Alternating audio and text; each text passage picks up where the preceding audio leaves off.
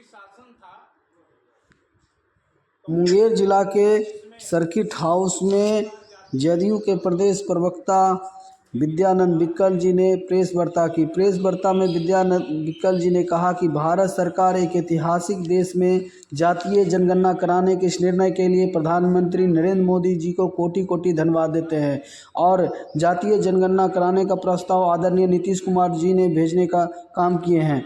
इस मौके पर उनके साथ उपस्थित थे युवा के प्रदेश अध्यक्ष हिमांशु पटेल जी, जदयू के जिला अध्यक्ष नचिकेता मंडल जी, जदयू के प्रदेश सचिव सौरभ निधि जी, लोजपा के जिला अध्यक्ष प्रमोद पासवान जी, भाजपा के जिला अध्यक्ष अरुण कुमार पोद्दार जी, राष्ट्रीय लोक मोर्चा के जिला अध्यक्ष सुरेंद्र यादव जी, हिंदुस्तानी अवाम मोर्चा के सेकुलर के जिला अध्यक्ष मुकेश मांझी जी, मुंगेर जिला के प्रवक्ता मनोज कुमार रघु जी एवं विमेंदु राय जी उपस्थित थे। आप सुनते हैं बातें। इस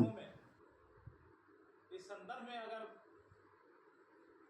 कोई इतिहास लिखा जाएगा तो केंद्रीय स्तर पर भाई हिमांशु पटेल जी हम लोग के साथ मौजूद है। बहुत बहुत शुक्रिया।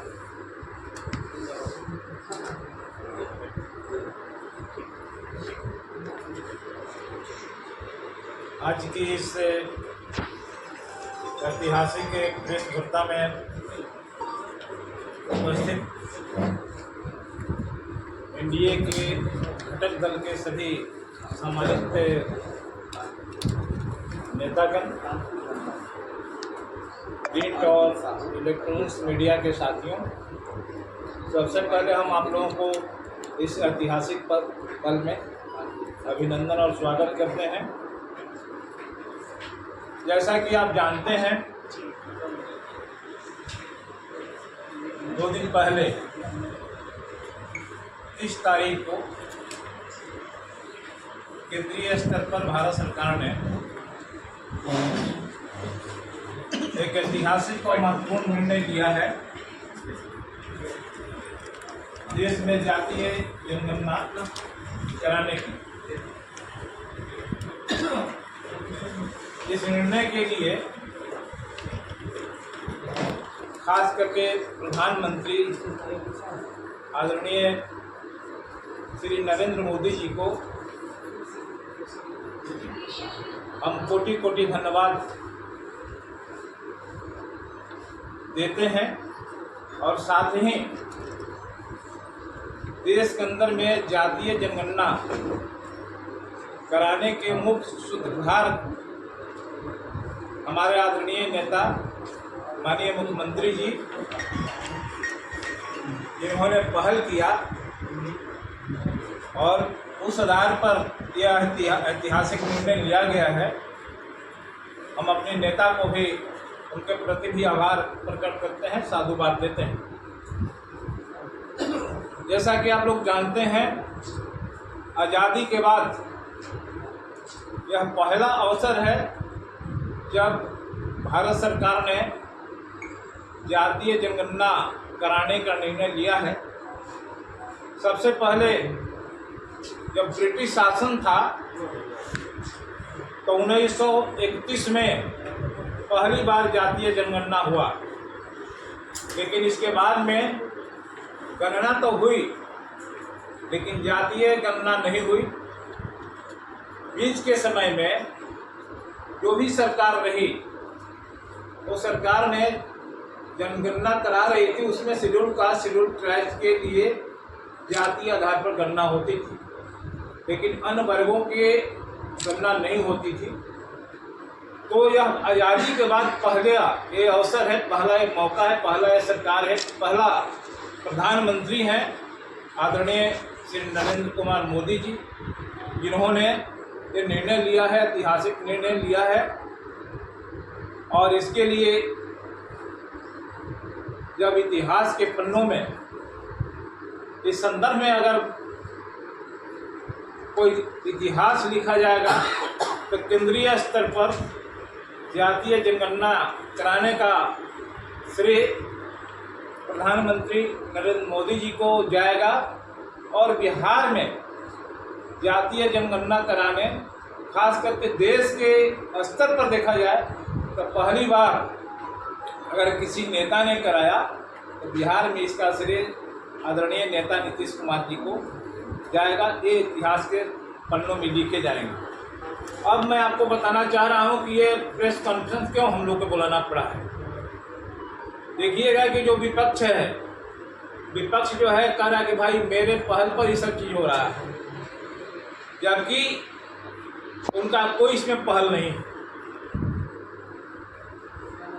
2021 में जनगणना होना था, लेकिन कतिपय कारणों से, कोरोना वगैरह की वजह से एक गणना नहीं हो सका। हमारे आदरणीय नेता श्री नीतीश कुमार जी ने 2019 में 19 और 20 में पहल किया। उस समय बिहार में एनडीए की सरकार थी और बिहार विधानमंडल में उन्होंने प्रस्ताव लाया, सर्वसम्मति से प्रस्ताव पारित हुआ जातीय जनगणना कराने का। तो उसमें जो भी पहल कहा जाए तो हमारे नेता नीतीश कुमार जी ने किया, और सरकार के तौर पर कहा जाए कि एनडीए की सरकार ने की। मैं आपको बताना चाह रहा हूं कि जब 2021 में प्रस्ताव आया सर्वदलीय प्रतिनिधि मंडल मिलने का, तो उस समय भी हमारे ही सरकार थी, एनडीए की सरकार थी, जिसमें लोग गया और विधानसभा में जो विपक्ष हैं उस समय का चाहे आज का, उन्होंने इसका विरोध नहीं किया, सिर्फ समर्थन किया।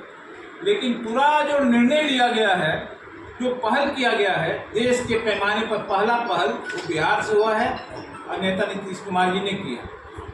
तो इसमें कहीं से उनका श्रेय नहीं जाता।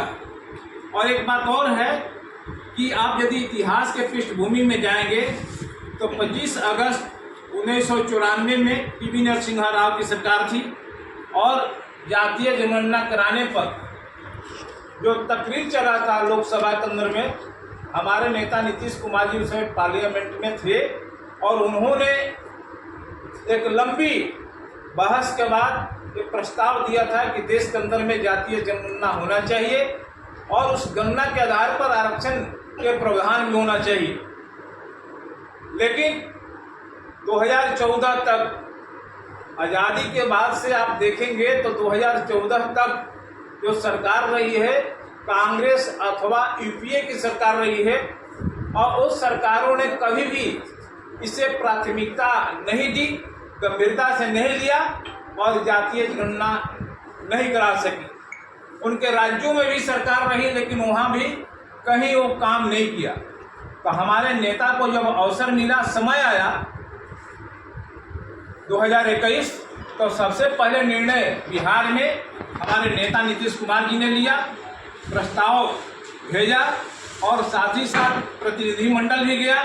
प्रतिनिधि मंडल जब गया प्रधानमंत्री से मिलने के लिए, उस समय प्रारूप तैयार था और उन्होंने कहा कि चीज़ें तो आगे बढ़ गई है, लेकिन हम इस पर विचार करेंगे।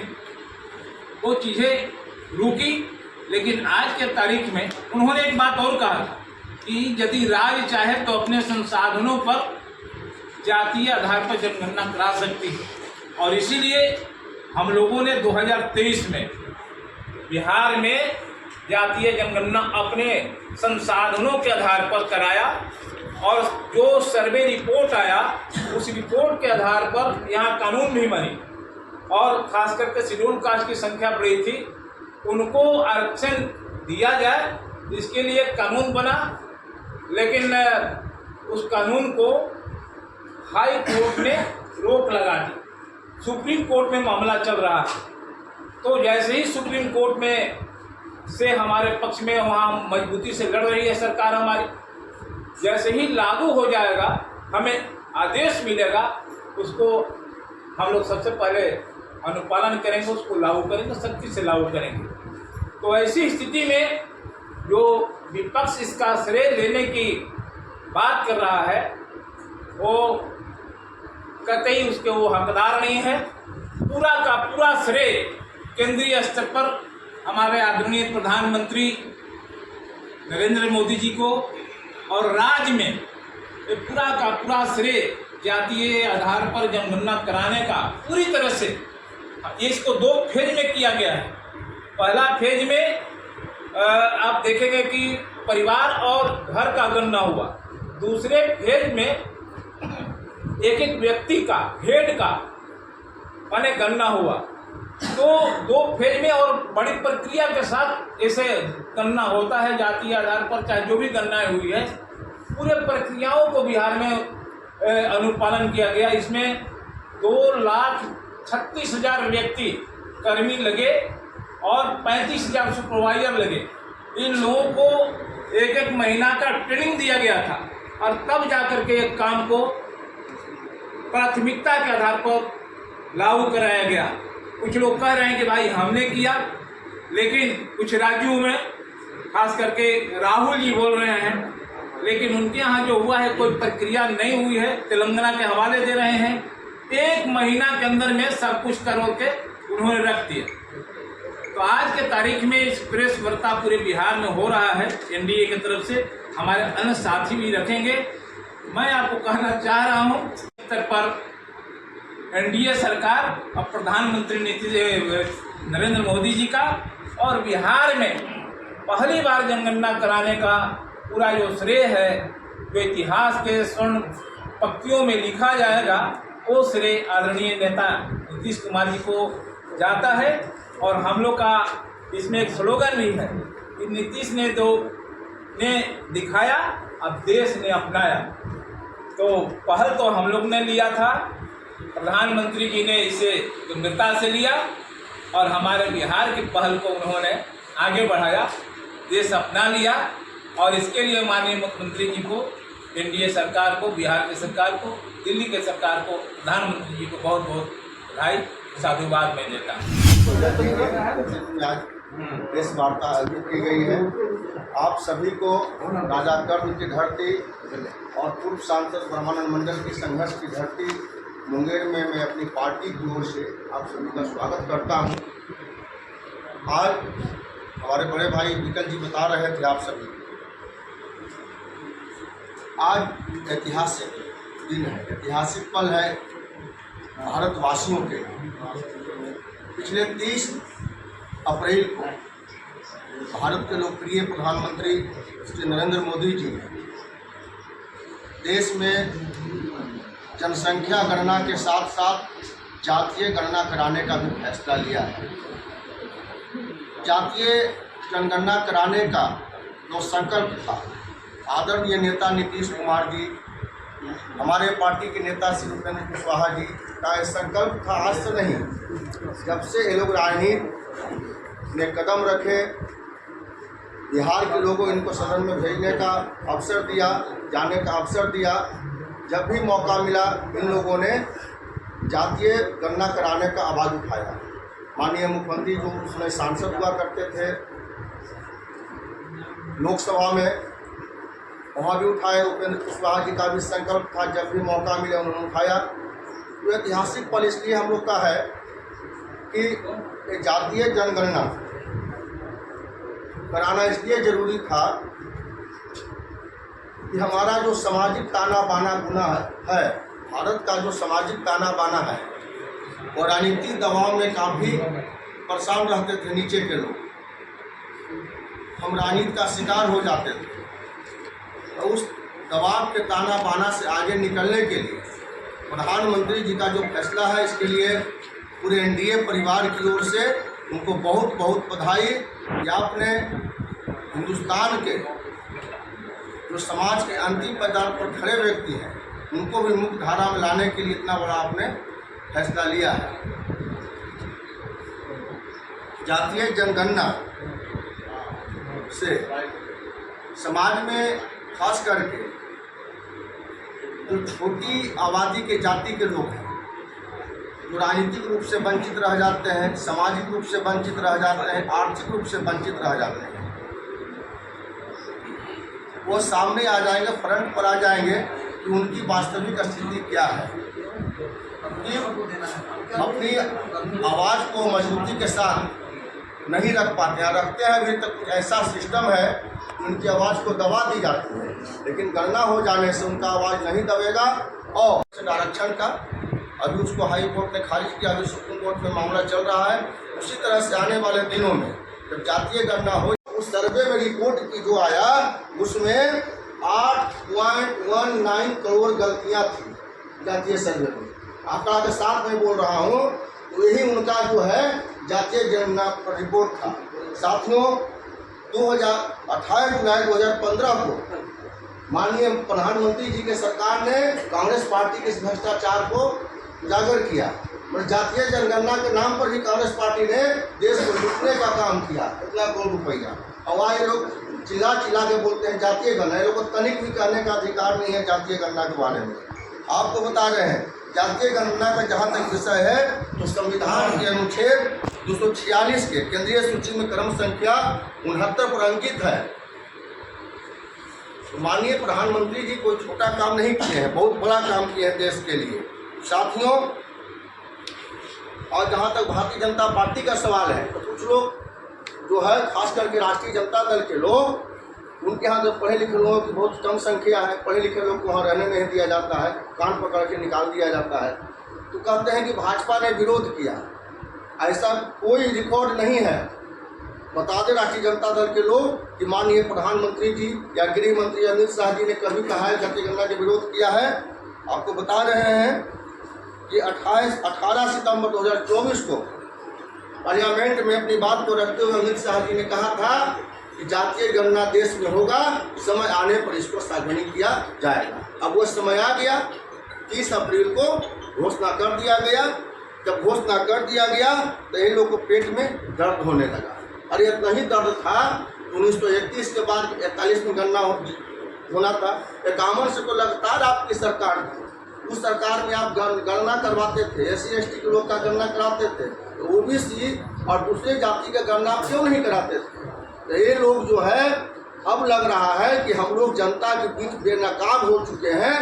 तो कभी माननीय मुख्यमंत्री जी पर आरोप, कभी प्रधानमंत्री जी पर आरोप, लेकिन बिहार के लोग काफ़ी समझदार हैं, देश के लोग काफ़ी समझदार हैं। इन लोग का दाल गलने वाला नहीं है। इस बार जो आने वाला विधानसभा का चुनाव है, इसमें बिहार के लोग आदरणीय प्रधानमंत्री श्री नरेंद्र मोदी जी, माननीय मुख्यमंत्री श्री नीतीश कुमार जी, उपेंद्र कुशवाहा जी, चिराग पासवान जी और जीतन राम मांझी जी के नेतृत्व में जो है काफ़ी एकजुटता के साथ चुनाव लड़ रही है। और जो नारा है माननीय मुख्यमंत्री जी का कि 2025 225, इसको हम लोग एक एक कार्यकर्ता रात दिन मेहनत करके उस संकल्प को पूरा करेंगे।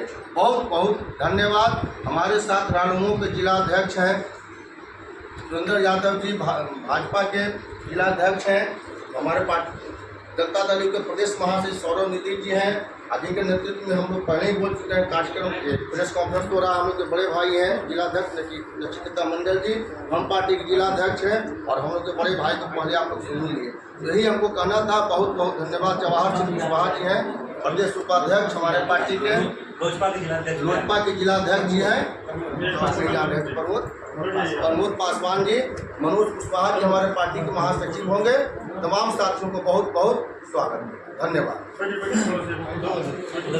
पूरे देशवासी इनका पूरे दिल से स्वागत कर रहे हैं। और इससे सबसे बड़ा लाभ जातीय जनगणना के आधार पर नीतीश कुमार जी सहित तमाम एनडीए के घटक दल के जितने भी हमारे उपेंद्र कुशवाहा जी, हमारे जीतन राम मांझी जी और हमारे नेता युवा के सम्राट आदरणीय चिराग जी की मांग यह बहुत लंबे वर्षों से चल रही थी, जिनको स्वीकारात्मक देते हुए प्रधानमंत्री जी ने जो 30 अप्रैल को जातीय जनगणना का ऐलान कर दिया है, पूरे देश में यह स्वागत हो गया है।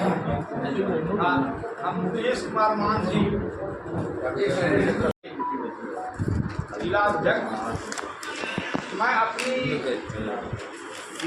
हम सेक्टर के तरफ से हिंदुस्तानी आवाम मोर्चा के राष्ट्रीय सचेतक, मुख्य सचेतक श्री जीतन राम मांझी हर हमेशा सरकार के साथ रहे या विरोध में भी रहे, तब भी गरीबों की चर्चा वो करते हैं।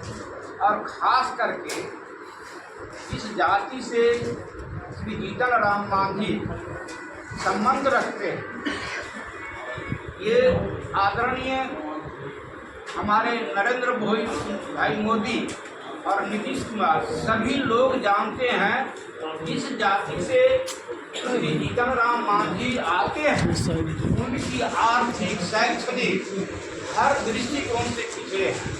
हमको और हमारे श्री विक्रम राम मांझी को ज़्यादा खुशी होती है आदरणीय नरेंद्र मोदी के जातिगत फैसले के लिए हम ज़्यादा उनका स्वागत करते हैं, इसलिए कि हमारी जाति सबसे गरीब और यहाँ तक अभी तक लोग सही रूप में पता नहीं लगा पाए हैं कि मुसहर जाति की संख्या क्या है। इसलिए इस जाति को अलग अलग टुकड़े में बांटा गया है। झारखंड में चले जाइए, जो जाति यहाँ से जाते हैं मुसहर बंके मांझी, और वही भुइयां जाति से वहाँ नाम जाना जाता है। उसको यहाँ पर दर्शाया गया है कि मुसहर जाति, एक भुइयां जाति अलग होता है और मुसहर जाति अलग होता है। आदरणीय नरेंद्र मोदी का जो फैसला हुआ है जातिगत, तो जाति में हम मुसहर जाति और भुइयां दोनों एक हैं, और निश्चित रूप से हम समझते हैं कि अगर हम दोनों को एक साथ करके जाति गणना की जाएगी तो सबसे ज़्यादा हमको लाभ मिलेगा। इसलिए आदरणीय नीतीश कुमार जी को भी धन्यवाद देते हैं, ज़्यादा से ज़्यादा धन्यवाद देते हैं, इसलिए कि जाति की मामला को इन्होंने सुलझाया है, आगे बढ़ाया है। इसलिए नीतीश कुमार को हम ज़्यादा से ज़्यादा धन्यवाद देते हैं। और नीतीश कुमार का जो प्रयास था नरेंद्र कुमार मोदी उसको अपनाया है, इसलिए हम जीतन राम मांझी की तरफ से या हिंदुस्तानी अवाम मोर्चा की तरफ से मैं पूरे टीम को उनको हार्दिक बधाई देता हूँ, स्वागत करता हूँ कि मेरे लिए उन्होंने एक बहुत बड़ा संजीवनी हम लोग के समाज के लिए किया है। इसलिए हम ज़्यादा से ज़्यादा आदरणीय नरेंद्र मोदी जी को और नीतीश कुमार को हार्दिक बधाई।